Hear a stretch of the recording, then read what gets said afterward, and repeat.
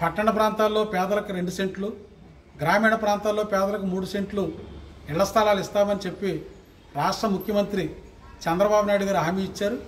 ఇక్కడ అధికారంలోకి వచ్చి దాదాపు 8 నెలలు కావస్తూ ఉంది. ఇక్కడ చంద్రబాబు నాయుడు గారు ఇచ్చిన హామీ మేరకు తక్షణమే పేదలకు ఇళ్ల స్థలాలు ఇచ్చి వారి సొంత ఇంటి కళ నెరవేర్చాలని చెప్పి ప్రభుత్వాన్ని కోరుతా ఉన్నాం. ఇవాళ ఇల్లు లేని నిరుపేదలు అద్దెళ్లలో ఉంటూ నెలకు 5 నుంచి 6 వేల రూపాయలు అద్దెలకు చెల్లించాల్సినటువంటి పరిస్థితి ఉంది. వాళ్ళ అద్దెలు కట్టలేక వాళ్ళ జీవనోపాధి పొందలేక పేదలు అత్యంత కష్టం, చాలా ఇబ్బంది పడుతూ ఉన్నారు.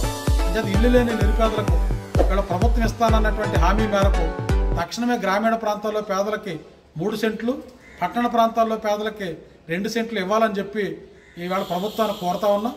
అట్లాగనే ఇల్లు లేని పేదలతో దరఖాస్తులు పెట్టిస్తూ ఉన్నాం. ఈ దరఖాస్తులు రెవెన్యూ అధికారులకి అలాగే జిల్లా కలెక్టర్ గారికి కూడా సమర్పించడం జరుగుతూ ఉంది.